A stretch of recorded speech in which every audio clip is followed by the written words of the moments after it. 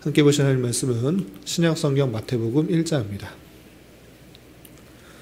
오늘부터 25일까지는 성탄의 의미를 생각하기 위해서 복음서의 성탄 기사의 내용을 좀 살펴보도록 하겠습니다. 오늘은 신약성경 마태복음 1장의 내용을 통해서 예수 그리스도의 나심에 대해서 생각해보는 시간을 갖도록 하겠습니다. 신약성경 마태복음 1장 중에 다 읽진 않고요. 길게 되어 있어서 18절부터 25절까지 말씀을 함께 봉독하겠습니다. 신약성경 마태복음 1장 18절부터 25절까지 말씀 18절부터 함께 봉독합니다. 예수 그리스도의 나심은 이러하니라. 그의 어머니 마리아가 요셉과 동거하기 전에 성령으로 잉태된 것이 나타났더니 그의 남편 요셉은 의로운 사람이라. 그를 드러내지 아니하고 가만히 끊고자 하여 이 일을 생각할 때 주의 사자가 현몽하여 이르되 다윗의 자손 요셉아 내 아내 마리아 데려오기를 무서워하지 말라. 그에게 잉태된 자는 성령으로 된 것이라. 아들을 낳으리니 이름을 예수라 하라. 이는 그가 자기 백성을 그들의 죄에서 구원할 자이심이라 하니라. 이 모든 일이 된 것은 주께서 선지자로 하신 말씀을 이루려 하심이니 이르시되 보라 처녀가 잉태하여 아들을 낳을 것이요 그의 이름은 임마누엘이라 하리라 하셨으니 이를 번역한즉 하나님이 우리와 함께 계시다 함이라. 요셉이 잠에서 깨어 일어나 주의 사자의 분부대로 행하여 그의 아내를 데려왔으나 아들을 낳기까지 동심하지 아니하더니 낳음의 이름을 예수라 하니라. 아멘. 네, 감사합니다. 오늘 살펴볼 말씀은 마태복음 1장입니다. 우리가 12월에서는 소선지서의 뒷부분을 읽어나가고 있는데 성탄과 관련해서 참된 의미를 깨닫는 것이 중요하다 생각하여서 오늘부터 25일 주일까지는 복음서의 성탄 기사의 내용들을 하나하나 살펴보면서 그것 성탄이 주는 참된 의미가 무엇인지 좀 생각해보는 시간을 갖도록 하겠습니다. 오늘은 마태복음 1장인데 1장의 전체 제목 내용을 통해서 우리가 깨달아야 될 것이 무엇인지 교훈받을 것이 무엇인지 생각해보는 시간을 갖도록 하겠습니다. 여러분들 갖고 계시는 말씀일기 책자에 교환을 보시면서 따라오시기 바랍니다. 마태복음이 어떤 책인가 라고 할 때 마태가 전해준 예수님에 관한 복음서이다 라고 했습니다. 마태는 누구인가 라고 할 때 예수님의 12제자 중에 한 명입니다. 레위라기도 하고 그가 세리인데 예수님의 부름을 받고 예수님과 3년 동안 동행하면서 예수님의 사역을 목도했을 뿐만 아니라 그가 십자가에 달려 돌아가시고 또 부활 승천한 모든 것들을 다 경험한 이후에 이 내용을 썼다 이렇게 생각하시면 되겠습니다. 그래서 1장부터 28장까지 그 마태복음의 내용이 있는데 예수님의 태어나심과 또 부활 승천 그 모든 사실을 경험한 이가 예수님이 누구인지를 알려주는 책이 마태복음이다 이렇게 생각하시면 되겠습니다. 그리고 28장의 그 내용을 보면 그 마태복음의 사복음서 중에 마태복음의 특징이 있습니다. 여러 가지 비슷한 내용도 있지만 공통적인 것은 제외하고 마태복음이 갖고 있는 특징이 무엇인가 라고 할 때 구약 성경이 가장 많이 인용된 복음서가 마태복음인 것입니다. 그렇기 때문에 마태복음은 특별히 구약 성경의 내용들을 잘 알고 있는 유대인들이 보았을 때 구약에 계속적으로 예언되었던 그 메시아가 예수 그리스도로 말미암아 완성되었구나라는 것을 잘 깨닫게 하기 위해서 이 마태복음이 있다 이렇게 생각하시면 되겠습니다. 그래서 마태복음 모든 사람들이 읽어서 교훈을 받는 것이지만 특별히 유대인들 구약 성경을 잘 알고 있는 유대인들이 이 말씀을 읽음으로 말미암아 구약에 많이 예언되었던 메시아 참된 왕이요 참된 메시아 또 참된 대제사장으로서의 역할들을 할 그 분이 예수 그리스도시다라는 것들을 잘 알게 해주기 위해서 구약 성경이 가장 많이 인용되어서 구약 성경의 예언들이 실현되었다라는 것들을 강조하는 것이 마태복음이다. 이렇게 생각하시면서 읽으시면 될 것입니다. 그것이 잘 드러나는 것, 물론 여러 군데 마태복음 전체적으로 잘 드러나 있지만 가장 잘 드러나는 것이 1장인 것입니다. 왜 그런가? 구약 성경에 아브라함의 자손 또 다윗의 자손을 통해서 메시아가 올 것이다 계속적으로 예언했는데 그것이 실현됐다라는 것들을 마태복음 1장에 그 계보를 알려주면서 그것을 강조하고 있는 것입니다. 그래서 우리가 읽진 않았지만 좀 아침 새벽 시간이고 또 내용이 좀 길어서 읽지 않았지만 1절부터 17절까지는 어떤 내용들이 있는가 보시면 아브라함과 다윗의 자손 예수 그리스도의 계보다라고 하면서 아브라함의 자손들이 어떻게 이어져서 예수 그리스도까지 이어졌는지를 하나하나 잘 살펴보고 있는 것입니다. 그래서 1장 1절부터 17절까지 그 계보를 통해서 우리는 좀 낯설고 이름도 익숙치 않고 그런 이름들이 많이 나오지만 구약 성경에 그렇게 예언되었던 그 메시아가 실제적으로 그 자손을 통해 신실하게 이루어졌음을 강조하고 있는 것을 볼 수 있습니다. 그리고 1절부터 17절까지 쭉 계보들이 이어지게 되는데 그 계보들의 내용들을 잘 살펴보면 14대씩 끊어져 있는 것을 볼 수 있습니다. 어떻게 되냐 보시면 아브라함부터 다윗까지 14대요. 또 다윗부터 여고냐까지 14대. 여고냐부터 그리스도까지 14대까지 14대다라고 14대, 14대, 14대로 끊어져서 나오는 것을 볼 수 있습니다. 근데 여기서 주의해야 될 것은 실제 정확하게 14대씩 끊어져서 예수님이 태어나셨나 그런 것은 아니고 이 14라는 숫자를 맞춰서 하기 위해서 그 족보의 내용들을 생략하는 것을 볼 수 있습니다. 그래서 다른 누가복음의 내용들과 또 구약 성경의 내용들을 보시면 실제 자손들이 그렇게 똑같이 맞는가 그런 것은 아닙니다. 여기서 낳고 누가 낳고라는 이 표현은 우리나라의 한글로서는 실제 어머니가 자기 아들을 낳은 것으로만 쓰기도 하지만 실제 히브리어에서의 낳다라는 것은 자손이라는 뜻입니다. 그래서 직접적으로 낳은 아들이라는 그런 표현으로 이야기보다는 그의 아들, 자손을 통해서 누가 나왔다는 것을 알려주는 그런 계보다 이렇게 이해하시면 되겠습니다. 그래서 누가복음과 마태복음의 족보가 다르다, 성경에 오류가 있다 이런 식으로 생각하는 것이 아니라 그 계보를 중점적으로 잘 아는 사람들을 통해서 이어지고 있음을 밝히고 있는 족보다 이렇게 이해하시면 되겠습니다. 그리고 왜 14대씩 끊었는가? 15씩 끊어도 되는데 왜 14대씩 끊었는가? 라고 할 때 성경학자들이 이 다윗이라는 그 히브리어의 음가를 따서 숫자를 알 때 14인 것입니다. 그래서 왜 14씩 끊었는가? 라고 할 때 이 다윗이란 이름의 히브리어 글자의 음가를 따서 이해하기 좋게 14씩 끊어서 표현한 것이다. 이렇게 생각하면 되겠습니다. 왜 다윗을 중점으로 했는가? 다윗의 자손을 통해서 예수 그리스도가 올 것이다라는 것들을 더욱더 강조하기 위해서 이 마태라는 그 기록자는 의도적으로 14씩 끊어서 그 계보가 확실하게 이어지고 있음을 밝히고 있다. 이렇게 이해하시면 되겠습니다. 그리고 중요한 것은 보시면 7절부터 11절까지는 왕들의 이름들이 나옵니다. 다윗부터 마지막 여고냐까지 이름이 나오고 이제 여고냐부터 바벨론으로 포로로 끌려간 이후에는 이제 왕이 없어졌기 때문에 평면이 되어서 내려온 족보가 12절부터 16절까지 나옵니다. 그런데 중요한 것은 이 모든 것이 2세의 그루터기다라는 것입니다. 2세의 그루터기가 무엇인가? 각주 보시면 이사야 11장 1절의 표현에 따라서 그것이 이어지고 있다는 것을 알 수 있는데 그것은 무엇인가? 이사야 11장 1절에 보시면 2세의 줄기에서 한 싹이 나며 그 뿌리에서 한 가지가 나서 결실할 것이요 라는 그 표현들, 그 2세의 자손을 통해서 또 한 참된 왕이 날 것이고 그것에서 결실할 것이 나타날 것이다 라는 그 계보도 이어주기 위해서 그 2세라는 족보들이 나오고 있다 이렇게 이해하시면 되고요.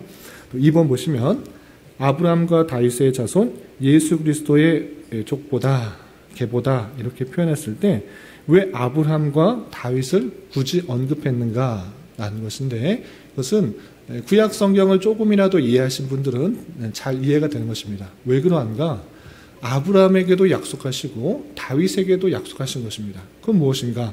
아브라함에게도 너의 자손을 통해서 아주 번성하게 되고 복의 근원이 될 것을 이렇게 말씀하셨고, 또 다윗에게도 마찬가지로 내 이름을 위하여 집을 건축할 것이요 나는 그의 나라의 왕위를 영원히 견고하게 하리라 라는 다윗 언약 사무엘하 7장 13절의 말씀을 약속하신 것입니다. 그러니까 하나님께서 구약 성경에 나타나서 약속하신 그 내용들을 신실하게 이끌어 가시고 이루고 있다는 것을 강조하기 위해서 아브라함과 다윗의 자손 예수 그리스도의 계보다라는 것들을 강조하는 것을 볼 수 있습니다. 그리고 이 계보 중의 특징 중에 하나는 구약 성경, 오늘날에는 그렇지 않지만 특별히 구약 시대 그때는 대부분의 여성들이 강조되지 않은 것을 볼 수 있습니다. 숫자를 셀 때라도 여인들과 아이들을 세지 않는 경우가 많았는데, 특별히 여성에 대해서 그 이름들이 잘 언급되지 않고 개수되지 않은 그런 모습들이 있습니다. 그럼에도 불구하고 이 계보에서는 여성들이 4명이나 등장합니다. 어떤 사람이 등장하는가 보시면 3절에 다말이 등장하고 있고요. 또 5절에서 보면 라합이 등장하고 있고, 또 6절에서 보면 우리아의 아내, 이름은 나와 있지만 않지만 우리는 밧세바라는 것을 알 수 있습니다. 그리고 16절에서 보면 마리아라는 이름이 등장합니다. 이렇게 족보에 4명이나 여자 이름이 등장하고 있는데, 이것을 통해서 무엇을 알 수 있는가라고 할 때 하나님의 복음이 어느 나라의 어떤 지위 사람이든지 차별 없이 주시는 은혜를 생각할 수가 있는 것입니다. 그러니까 남자들로만 그 계보가 이어진다, 여자는 전혀 필요 없다, 이런 것들은 아니고 그 가운데, 그 하나님의 섭리 가운데 여성들도 역할들을 하며 그들을 사용하셔서 차별 없이 은혜를 주신다라는 것들을 우리는 생각해 볼 수가 있는 것입니다. 이것이 아주 중요한 특징이고요. 그리고 우리가 읽었던 18절부터 25절까지의 내용을 좀 보시면 예수 그리스도께서 어떻게 나셨는지에 대해서 여러 개 표현하고 있는데, 가장 중요한 것 하나가 무엇인가라고 할 때 예수님께서 잉태하신 것이 동정녀 마리아를 통해서 잉태되신 것이다. 그러니까 남자와 결혼하지 않은 상태에서 성령으로 잉태되었다라는 것들을 2번씩이나 반복해서 표현하고 있는 것을 볼 수 있습니다. 어디 표현되는가? 먼저 18절에 보시면, 18절에 말미에 보시면 마리아가 요셉과 약혼하고 동거하기 전에 성령으로 잉태된 것이 나타났다라고 표현하고 있습니다. 마리아와 요셉이 결혼을 했지만 아직 동거하기 전인 것입니다. 그런데 그때 성령으로 마리아가 잉태되었다라는 것을 표현하고 있고요. 20절에도 이런 표현이 있습니다. 20절 보시면 이 일을 생각할 때에 주의 사자가 현몽하여 이르되 다윗의 자손 요셉아 내 아내 데려오기를 무서워하지 말라. 그에게는 잉태된 자는 성령으로 된 것이다. 마리아가 잉태된 것, 임신한 것은 성령으로 되었다라고 또 한 번 반복하고 있습니다.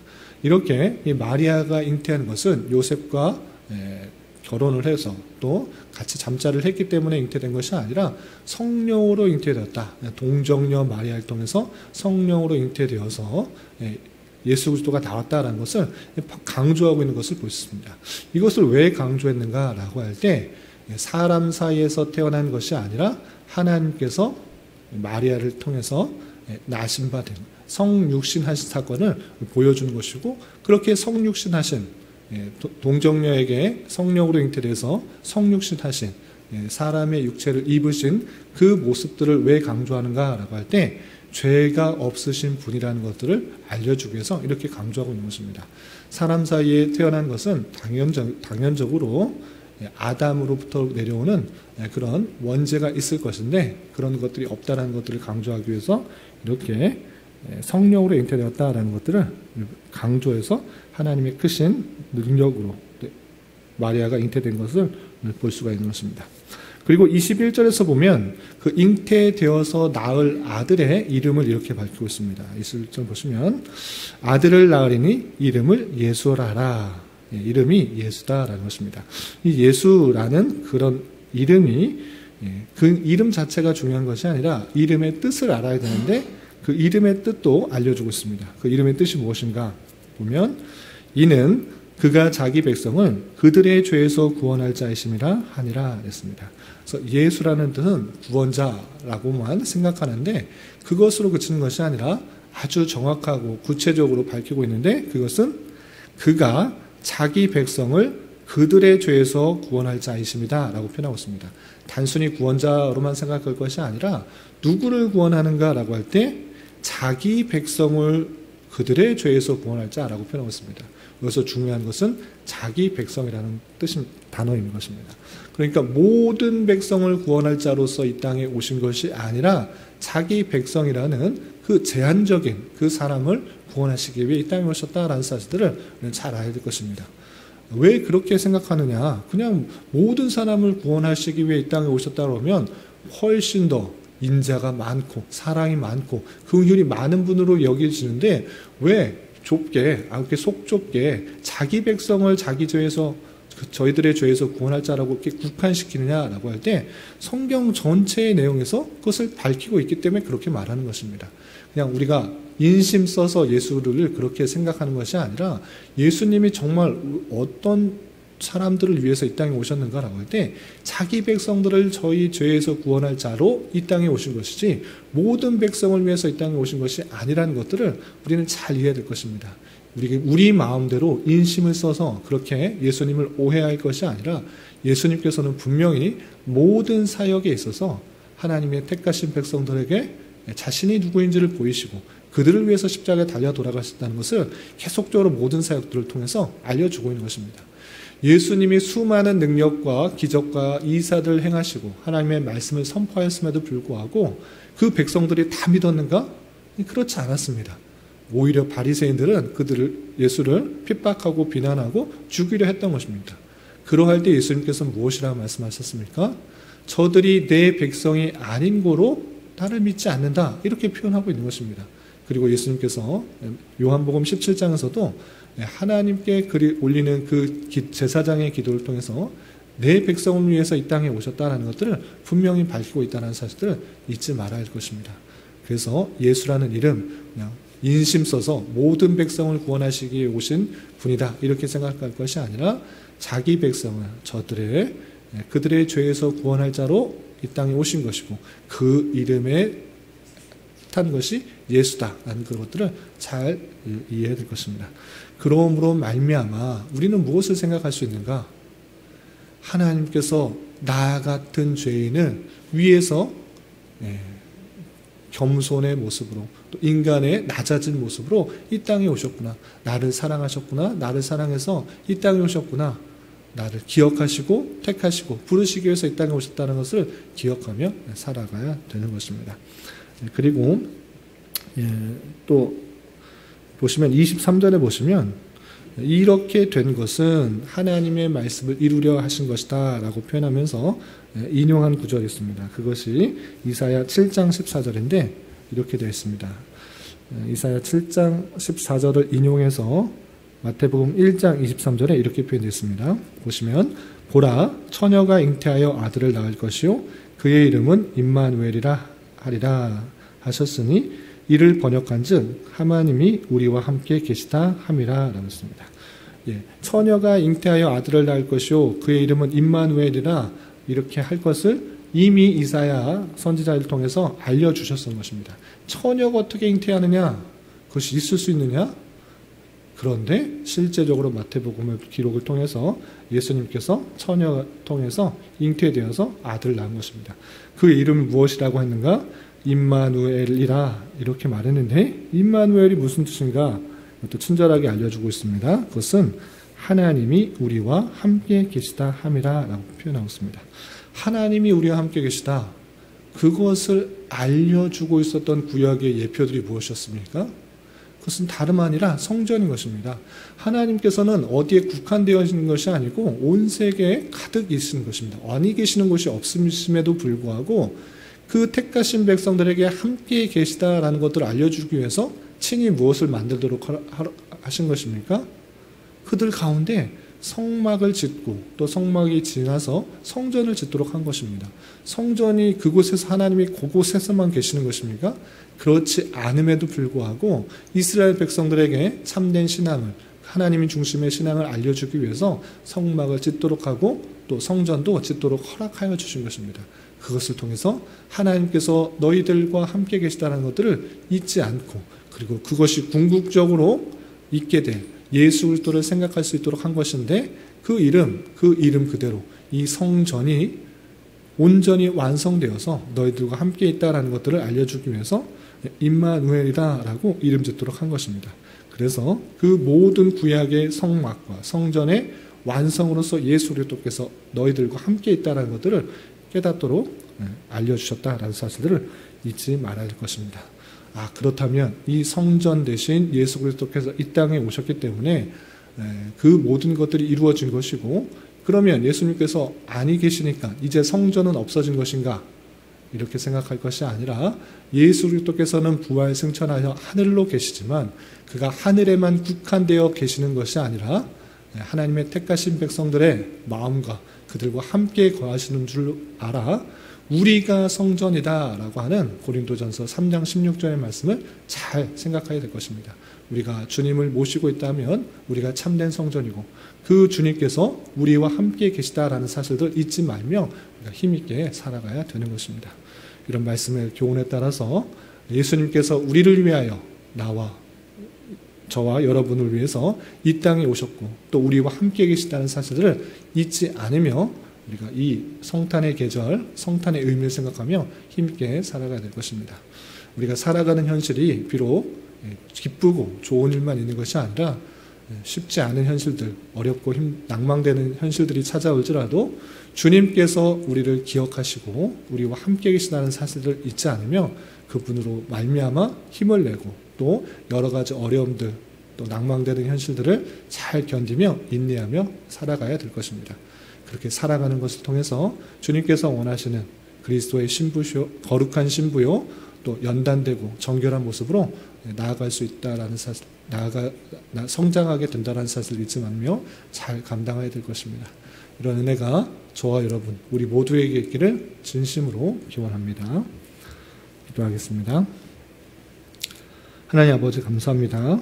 오늘 말씀을 통해서 예수님의 족보와 예수 그리스도의 나심에 대하여 살펴보았습니다. 이런 말씀을 대하는 자로서 구약시대에 예언되고 예표되었던 메시아가 이미 2000년 전에 이 땅에 오셨고 그의 십자가 대속의 사건으로 자기 백성의 죄를 다 사해 주셨음을 잘 깨달아 날마다 주님께 감사 찬송 올려드린 자 되게 하여 주시고, 구원받은 백성으로서 주님께서 원하시는 삶을 살아드리기 더욱 힘쓰는 자 되게 하여 주시며, 때때로 우리에게 닥치는 여러 가지 어려운 현실들에 대하여 낭망하고 좌절하기보다 성탄의 계절을 지내면서 더욱더 주님께서 우리에게 낮아지심으로 오신 일들을 잘 기억하며 이겨나가게 하여 주시고, 주님의 거룩한 신부로 잘 준비되어 가는 은혜가 있게 하여 주시옵소서. 특별히 한 해를 마무리하는 시기입니다. 한 해를 되돌아보며 잘 마무리하게 하여 주시고 내년에 여러 가지 일들을 잘 준비하고 계획하는 은혜의 시간이 되도록 주장하여 주시옵소서. 주님, 교회는 육체의 질병과 연약함으로 병원의 도움을 받는 여러 손길들 있사오니 주님 지켜주시고 건강하게 잘 치유되고 회복되게 하여 주시며, 직장과 사업장의 문제로 가족의 전도와 학업을 위해 또한 말할 수 없는 여러 가지 어려움들로 인하여 주님께 간절히 부르짖으며 나아가는 여러 지체들이 있사오니 주님 그들과 함께 하여 주시고 그들의 기도 응답해 주시사 우리의 기대와 바람보다 훨씬 더 풍성한 것으로 채워주시는 하나님을 깊이 경험할 수 있는 기회 되도록 인도하여 주시옵소서. 오늘 저녁에 있는 수요 성경 공부 시간에도 주님 함께하여 주실 줄 믿으며 이 시간 각자 주님께 간절히 간구하는 기도 제목 주님께서 들으시고 가장 선한 것들로 응답하여 주시옵소서. 예수님의 이름으로 기도 올리옵나이다. 아멘.